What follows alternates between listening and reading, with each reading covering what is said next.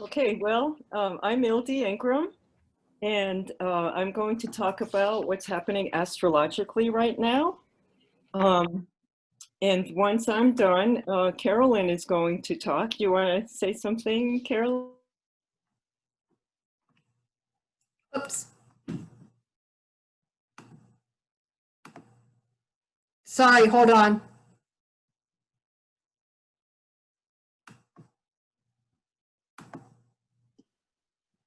Okay. I'm going to talk about how we keep our hearts open in this crazy time that we're living in. And then we're going to do a little bit of a ceremony. And then Ildi will get us ready for the sound healing, right? Yes. Yes. Okay. All right. Well, I'm just going to jump right in. So the big news, astrologically speaking, is that today on the, well, it's actually tomorrow that the winter solstice is at noon Mountain Time. It's the shortest day of the year, and there is a grand conjunction between Saturn and Jupiter. Now, this conjunction occurs every 20 years, but this is the closest that the planets have been to each other since 1623. Now, I want to explain that the planets aren't actually next to each other. They appear to be that way from our viewpoint here on Earth. So this is also called the Christmas star because they're going to be exactly like Saturn and Jupiter are going to be exactly lined up on Christmas Day. And also, it is believed that the three wise men were seeing a Jupiter and Saturn conjunction when they were searching for the Christ child. So for that reason, it's called the Christmas star as well. So this is a big deal because for the last 200 years, this conjunction has occurred in Earth signs. So Taurus, Virgo, and now Capricorn. So the energy is shifting away from Earth energy, the physical energy, to air, which is the mental. And the air signs are Aquarius. So that's a big deal right there. And as we move away from the old Capricorn energies into the Aquarian energies, we're leaving the old ways behind and we'll be experiencing new beginnings. Also, historically, moving into a different element, it creates great change. This is really good news because change really has to happen right now. The Earth is certainly showing its displeasure with us for being so reckless with our behavior toward her. But she will survive, as she always has through all major changes. However, if we continue on the path we're on, our situation is looking very grim for the humanity and for the animals. We're much more fragile than the planet. So look at how many people have already died from a tiny virus that knows how to reproduce itself and knows how to mutate itself.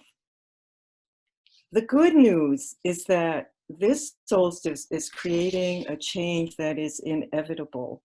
These two giants in our solar system have a very strong effect on us culturally as well as personally. Aquarius is ruled by Uranus, the planet of sudden change, unexpected change. Jupiter's energy is expansive and generous. He wants to bestow gifts. He's the bearer of gifts. Saturn energy is slow and stable. It wants everything done right, the way it's always been done in the past. Now, Jupiter is very comfortable with the Aquarian energy because they're kind of on the same page, you know, but the problem is that Aquarius wants to feed everyone, make sure everyone's sheltered and clothed and is happy, and Jupiter wanting to bestow gifts. The two of them really work well hand in hand, but it could turn into a destabilizing situation from it getting too expansive, too much, just too much. So right there, Saturn has a very stabilizing effect, okay? Now here's the problem. Here's the Uranus is now in the sign of Taurus, and it will remain there until July 2025. Taurus's energy is about money, possessions, stability, and it's in an earth sign. It's an earth sign. Uranus will continue to wreak havoc in these realms, meaning earth changes, perhaps the thing in New York, Wall Street. What am I thinking? What's that called? Oh, everyone's muted. You can't help me. You know what I'm talking about. Anyway, all money situations could get very destabilized because Uranus is going to be at a very bad angle with Saturn 3 times during the following year, the year to come, 2021. And this is what's going to be causing problems. I'd love to tell you that the next year things are going to be much better, but that's not really going to happen right away. When Pluto moves into Aquarius in 2024 and Uranus moves into Gemini, which is again an air sign, in July of 2025, things are going to get a lot more stable. Now, here's how you people fit into all of this. My entire life, I've been observing humans trashing the earth. It's taken a long time to get to where we are right now. So it's not going to be fixed quickly. It's going to take time. And there's always a period of adjustment that happens when there's great change, which is what's coming. So I want you to know that there's a lot of help coming to us to deal with all of this. Excuse me just one second. Okay. So the dwarf planets in our solar system are bringing in magical energies onto the planet. The Aquarian energies in Jupiter and Saturn are encouraging us to do our absolute best. With all this new Aquarian air energy coming onto the planet, we're being asked to raise our consciousness, our vibrations, and our frequencies. That is what we have to do. And we do this by living in our hearts, by being joyful and loving, by singing and dancing and listening to pure vibrations. And there's many other ways. You know what to do. You know what it is that raises your own vibrations. So do that. It's very important right now. So we're also getting a lot of support from the angelic realm, the ascended beings, the planetary energies, and possibly even from friendly aliens. Many beings want us to succeed. They're here to help if we ask for it. We need to take time during this winter season of going within to meditate, pray, and contemplate what we can do to heal ourselves and our planet. Aquarian energy is about the new, the future.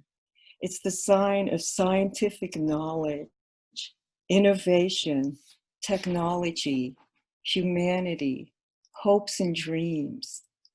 Right now, we can't even imagine the new technologies that are coming in during this time, but they are coming. The key is for us to raise our consciousness, our vibrations, and our frequencies so that good solutions come to us and we're able to recreate our world in a way that serves everyone. Those of us who have been relegated to the margins of society are being blessed with the energies of Aquarius, which loves individuality, uniqueness, authenticity, and creativity. These creatives will be the ones who will be revered in the coming time with their unique solutions to world problems. So stay open to receiving information from the higher realms. Information will come flooding into those who are open and listening. So stay connected to and listen to spirit. Keep your mind open to hearing the messages from your higher self. Communicate your ideas to others so you can brainstorm. This change can only come if we band together with like-minded people and share. Keep your heart open so that decisions are being made from the heart. Empower yourself with knowledge and wisdom. Be creative, and above all, stay grounded. Stay strong. It is very important that you use the Saturn energy to be stable when things get challenging. Also, we're moving out of the third dimension into the fifth dimension.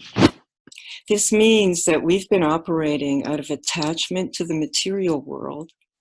And in the fifth dimension, we will still be interacting with the material plane, but we'll lose our attachment to it. This has to happen so we can truly be helpful if a crisis occurs. So once again, above all, stay present. Stay present. We are way more powerful than we know. Know in your heart that you were born during this age to be part of a great change that is coming. You are here to make a difference. You are here to create solutions. Get clear on what gifts you have that the world needs, and share your gifts to create a good world for those who are coming after us. This is your mission if you choose to accept it. Thank you. Thank you, Ildi. All the time on the planet in.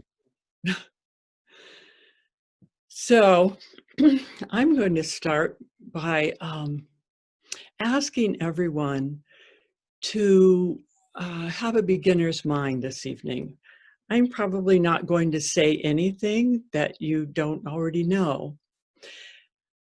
Yet we are renewed in every moment. We're not the same person today we were yesterday, so things land in a different way. So see if you can just stay in that place of newness. And, you know, we've all heard of watching something with soft eyes, like not going out to grasp something, but allowing it to come in and wash through us. So let's do that this evening. Listen with soft ears and have faith that what you need to hear and what you need to remember will be there, and just let it come into you. So indeed, this is the longest night, or perhaps it's tomorrow night, minuscule difference. And we generally celebrate the return of the light at this time.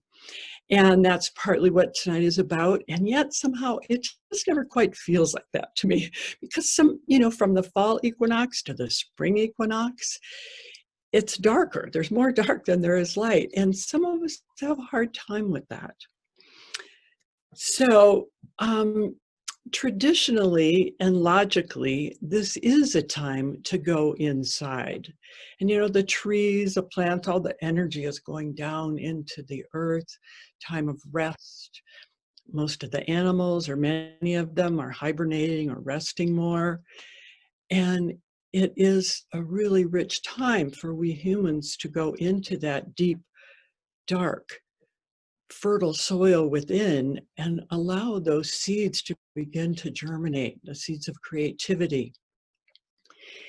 And as Ildi said, our light is really needed on the planet right now.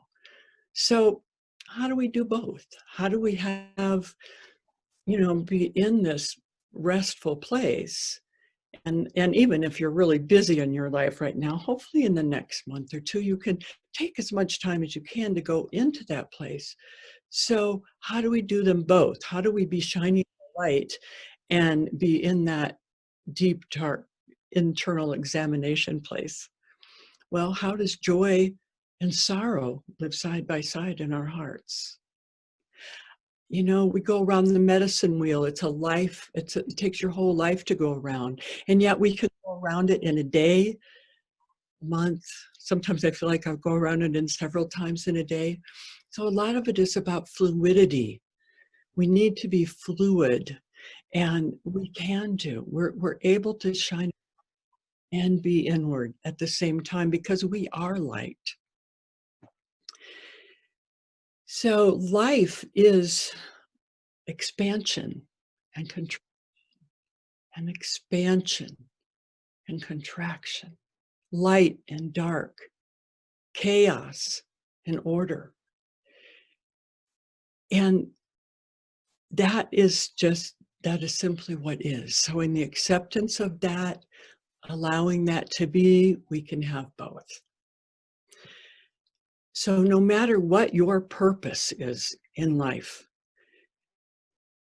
being able to live in light, having your heart open, be present with the beauty that's available, gives you a ground to stand on. It can be your come from place. When you want to share a new idea or convince somebody, or maybe even you're in an argument, just know, oh, yeah, take a moment and then speak and let it come through your heart, and it will be heard and more easily accepted by most people. So what does it really mean to have your heart open and be the light? Or, how do we do that? Many of you already do. Probably most of you have a lot of practices. So hopefully, maybe you'll hear some new ones, or this can just be reminders, because I know I need that. And we're today than we were yesterday. So we have a different perspective. So first of all, it's important that we allow all of our feelings to be present. No denying, no resisting, because our feelings is our aliveness. Why would we want to resist our aliveness? Everything is temporary. This too shall pass. When we hold on to it, like if you're angry and you don't allow the anger to move through, it can become rage, or fear becomes anxiety, or sadness becomes depression, and it gets stuck in our bodies. It can cause dis-ease, or some people say, well, I don't want to allow anger because I'm adding that lost consciousness, and I got to only add good things. Who's to say what is good and bad? The truth is, fleeting thoughts and feelings that we're allowing to move through, just again, that fluidity is not adding anything negative. It's when you hold on to something and turn into something that's more deeply embedded, that we are contributing perhaps something to the universe, which we don't want to be doing, to that mass consciousness that we're in. And remember that we receive from that mass consciousness as we contribute to it. So, it's all the feelings that we have sometimes are not even. There's a lot of fear and anxiety out there right now, and we can't help but be affected by it. So we have to remember that sometimes it's just not even our own. So don't worry about when you're feeling something that doesn't feel good. Just allow it and let it move through. And then you can choose your focus onto the light. We can do clearing exercises. I teach a lot of people clearing exercises, and get creative. You can figure that out. Just letting things go, saying no to what no longer serves you, saying no to that which you don't need in your life anymore.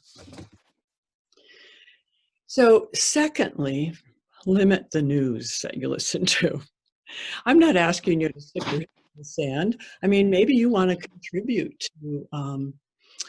to who knows, climate change, inequality, or anything else. So you have to pay attention to what's going on with that. But we don't need to hear and know every single detail, especially not before you go to bed at night. Use that time for more positive visualization. So, ask what's needed, do what you can. Your ego wants to grasp onto this stuff. And without technology, it would be simple, but we're bombarded all the time. And it's not to say that there isn't any reason at this point for concern of what's going on in our country. There certainly is, but there's also then even more, that's a reason for us to take a stand for loving connections with ourselves, with others, and with all life on the planet. And also when we listen to a lot of news, we become numb. I mean, how can we not? There's so much suffering on the planet. People hungry, homeless, without fresh water, getting killed for the color of their skin. It's heartbreaking. And numbness is a way to protect ourselves. And yet we want to have empathy. And I've just actually recently kind of come to how that can work.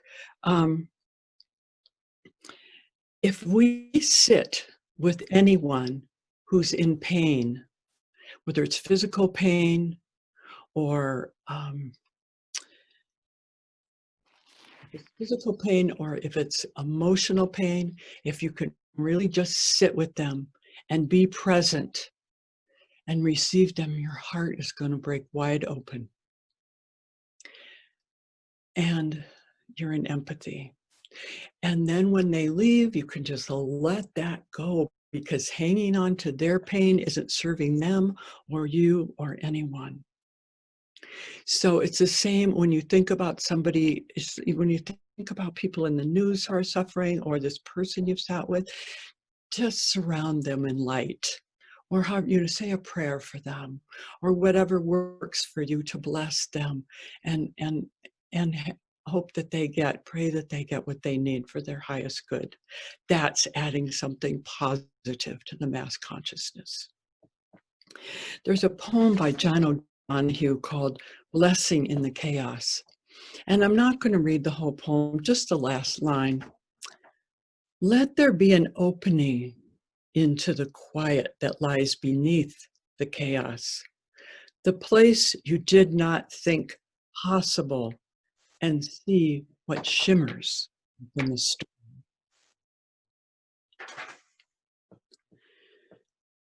So, in order to do something to counteract the effects of the news on a daily basis, again, I recommend visualizing. Take a little time just here and there when you go to night and visualize the life, the world, as you want it to be, as you see that the possibility is there for it to be. There's a John Goodman quote: "Suppose you had the revolution you are talking and dreaming about. Suppose your side had won, and you had the kind of society that you wanted. How would you live, you personally, in that society? Start living that way now." It's essential that we each follow our own hearts. We each follow our own intuition, as Ildi was saying. And we need to have a way to get present in order to hear that, in order to listen to our own intuition and follow what we know to be true. And one of the biggest things we need to do in that realm is to let go of the illusion of control, because absolutely it's an illusion. We cannot control what we think we can most of the time. So it's just something that I try and remind myself of when I get a little hanging on too much. And doing any practice that connects you to love, great way to open your heart. It can be Qigong, Tai Chi, yoga, meditation, journaling, any contemplative practice. And most importantly, being in nature. Get outside, connect. Like listening, watching with soft ears, soft eyes, let nature just come into you. Let it fill you. And even if you can't get outside or don't want to when it's too cold, look out the window. Most of all of us live in beautiful places. There's the mountains, there's the birds, there's just connect with a tree. And sometimes maybe it's just a house plant you have or your pet. And it's a great way to make that connection and be in an open heart place.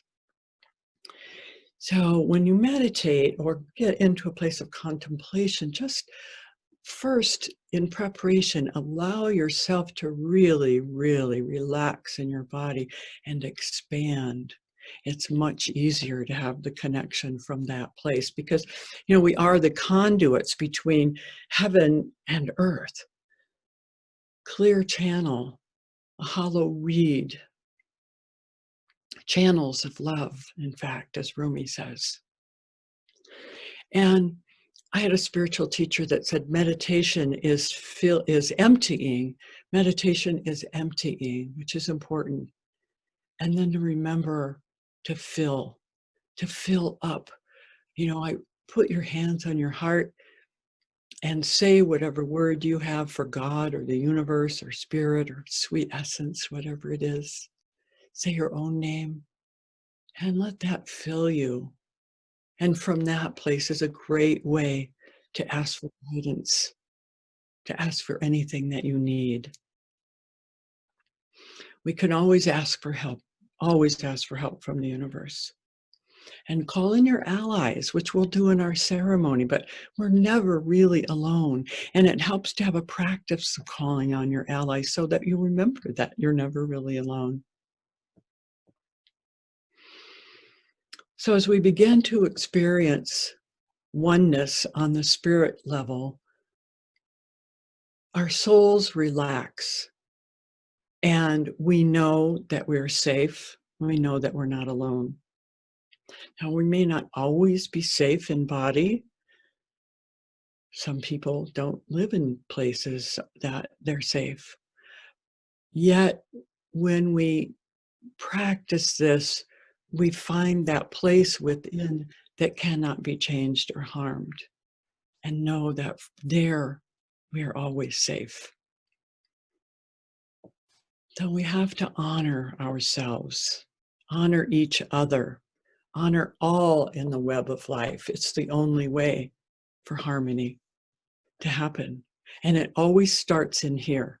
It's, we always hear you can't love anybody else more than you love yourself. Well, it's true. You can't be any more kind to anyone else than you are to yourself. Now, you can kind of pretend to be nice, maybe you're kind and people think you're kind.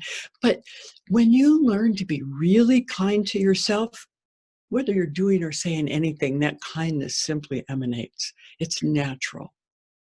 And, it's a practice. We gotta, learning to be kind to ourselves. Some of us have done that, and some of us are still working on it because we don't usually grow up being taught that. We're pretty hard on ourselves most of the time. And one of the ways I found to learn how to be kind to myself was to listen to myself talk. Listen to what I'm saying. I started talking out loud a lot. It helped me. That was my excuse in a way to help me understand my own self-talk. Maybe I'm just a little crazy, but self-talk, listening, sometimes the other day I was driving down the street and I was feeling all expanded and loving. This guy pulled out in front of me and I went, "You jerk." And then I just started laughing. And I just sent him love. I don't know what's going on with him. We never know what's going on with anyone else. Um, it's, sometimes I'm like, hey, girlfriend, what are you up to? It feels silly, but,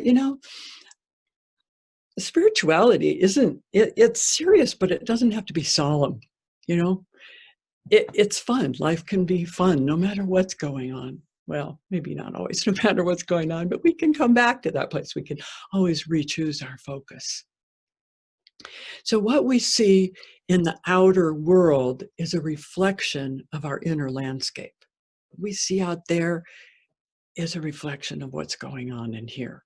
So we have to do our inner gardening to develop a sense of beauty and nurture our spiritual light so that it shines out into the world and is reflected back to us. Let our spiritual light shine out into the world and let it be reflected back. Harmony without creates harmony within. And being the light is really simply just turning your focus to love and beauty. And as I said before, we're so blessed to live in these places. See if you can feel the gratitude in your body. What does that feel like? Boy, gratitude is, your heart's going to be open when you're in gratitude. And I found, I used to always say those words. I'm so grateful. I get into my bed at night and say, I'm so grateful for my bed. And I would think it. And over time of doing that, it's turned into a real bodily felt sensation. I get into a hot shower or into my warm bed, and my whole chest just opens up, and my body is filled with warmth. And I'm so grateful. I don't even have to say the words. I just feel it, and it expands. And I really recommend you play with that. Again, it's just, spirituality isn't always just being serious. See what it feels like in your body. And I want to have us together have a little experience now, a little meditation. I'm not going to take us through a lot of relaxation and stuff due to time, but several ways to open your heart. So if you'd like to, just let your eyes close and relax and breathe. And imagine breathing out and letting, with that out breath, all mental distractions simply leave. And breathe and relax. And see if you can let some of the energy from your head drop down to your heart. And I don't mean your physical health, because we want energy and chi in our entire body, but we spend so much time in our mind. See if you can allow some of that energy to just trickle down into your heart. And connect with your heartbeat.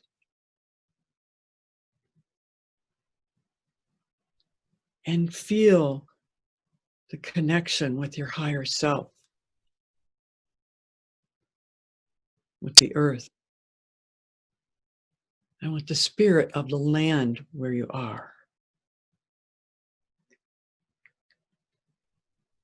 Relax and connect with your inner world, with the preciousness of life.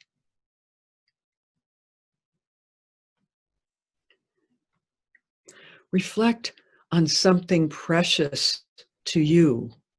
It might be something in nature, or a child you love, a favorite animal or flower.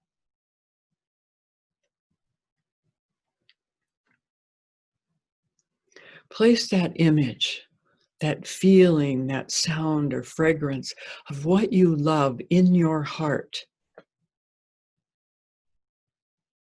And breathe deeply, connecting with the spirit that lives in all things.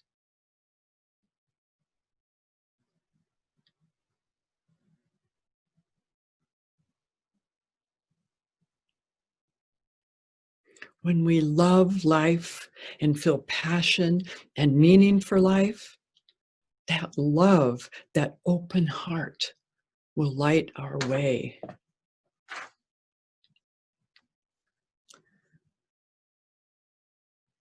So if you want to open your eyes or not, that was several ways right there of opening our hearts. And it's a practice. We don't just suddenly have an open heart and, be the light. It's a process. It's a desire. It's a longing. It's a longing. And our longing makes us vulnerable. We become quite vulnerable in that place. And vulnerability gives us strength. So the whole talk I could do right there. But if you want to know more about how vulnerability creates openness and expansion and more freedom in your life, I recommend listening to Brene Brown or reading. She's got books and she's got TED Talks, and you can learn a lot about vulnerability from her. So it's going to take all of us to be awake and present as much as possible to get through these times and open it to bring in the Aquarian age. And it's not just about contemplative practice and being present in those times, but if you, anytime, anywhere, just take a deep breath and become aware of that air as it moves in and as it moves out. You're present. And again, if you want to share an idea, be heard, you're in an argument, do that first. Take that deep breath and feel it and let it come out. And then whatever you're saying will be filtered through your heart. David White said, "It is the deep state of attention that shows we understand and are equal to the gifted nature of life." It is that deep state of attention that shows we understand and are equal to the gifted nature of life. So, speak our truths. Be exactly where we are and be responsible for our impact, because we are to stay in that fluid place and focus on love. When we can do that with authenticity, that's going to add to the consciousness in a positive way that's taking responsibility for our impact. So all of this is simple. The ego wants to maintain the status quo that makes it complicated, but just think fluidity and create the age of Aquarius in your own heart. Live the way you want to live, as if we already are there. And of course, and none of this is going to exempt us from the storm, but it sure gives us some powerful tools for writing it out. And it is what's going to change the world. We are what's going to change the world. Thank you. And now for our little ceremony. Anytime we light a candle or we rattle or stare at a beautiful painting, whatever it may be that you do to say, okay, now this is sacred space and sacred time. Not that it isn't all sacred space and sacred time, but when we delineate a time for ceremony, our intentions take on more power. So I invite you to light your candle if you brought one this evening. And if you don't worry, I have one I'll light for all of us.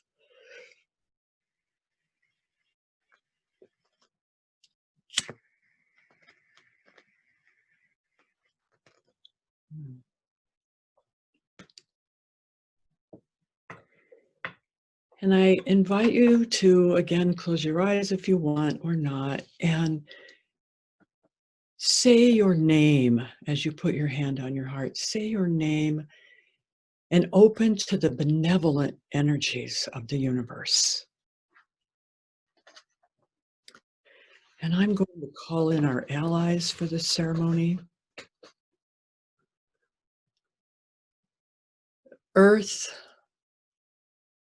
water, air, and fire. Those elements that give rise to all life on earth. May they be present. May all this life that we are connected with, all those energies be here with us in this ceremony.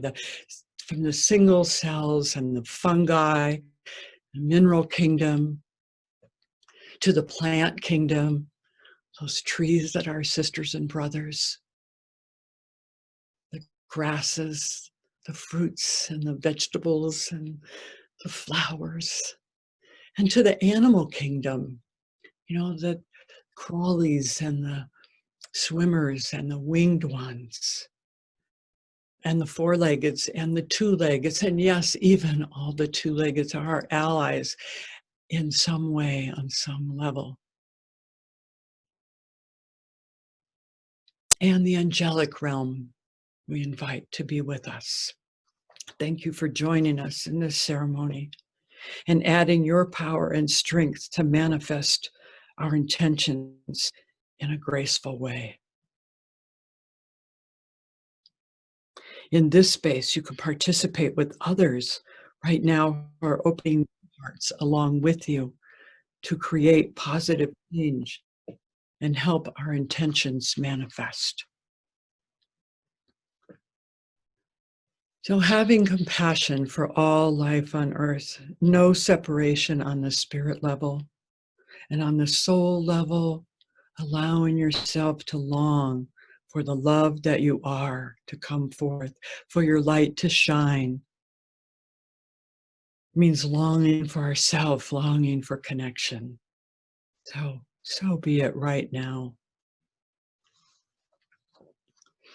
So my prayer for each one of us is that we find ease of being, that all of our needs are met, that we have abundance, and we're filled with gratitude and kindness and generosity and good health.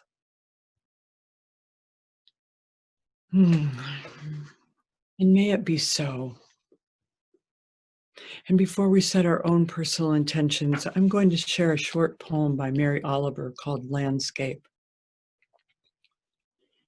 Isn't it plain the sheets of moss, except they have no tongues, could lecture all day if they wanted about spiritual patience? Isn't it clear the black oaks along the path are standing as though they were the most fragile of flowers? Every morning I walk like this around the pond, thinking if the doors of my heart ever close, I'm as good as dead. Every morning so far, I'm alive. And now the crow breaks off from the rest of the darkness and bursts up into the sky as though all night they had thought of what they would like their lives to be and imagined their strong, thick wings. And now I invite you to imagine your own wings. And again, with your hand on your heart, silently state your own prayers and intentions for yourself, and for your community, and for the world. I'm going to give you a whole minute to do this.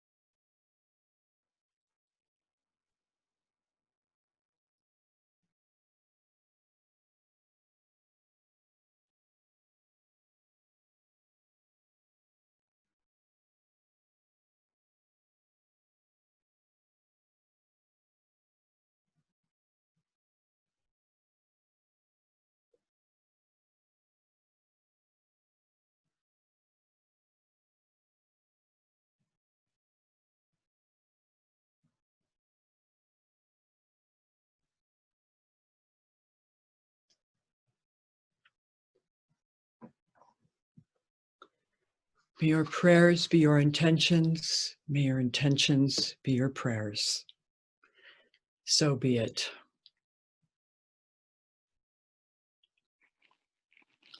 And before I turn this over to Ildi, I just want to thank Deborah and Laura Lee and the board members of the Blue Sage for giving us this opportunity to be together. Thank you. And now we can let all of this anchor and integrate with the sound healing, or go on your own journey, however that is for you. Ildi? Yes, that was so beautiful. Thank you, Carolyn. Really lovely. So in preparation for the sound healing, there's two things you can do. You can either just, Ildi, could you talk up? I can't hear you. oh, okay.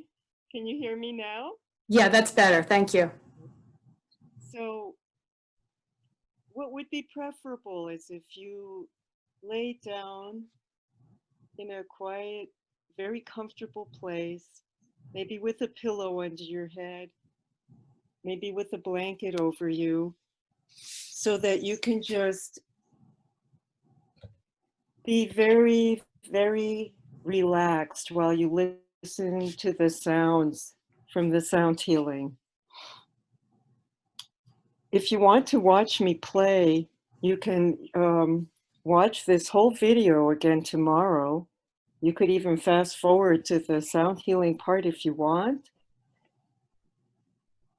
But I would love for you to just really have the full experience by fully relaxing.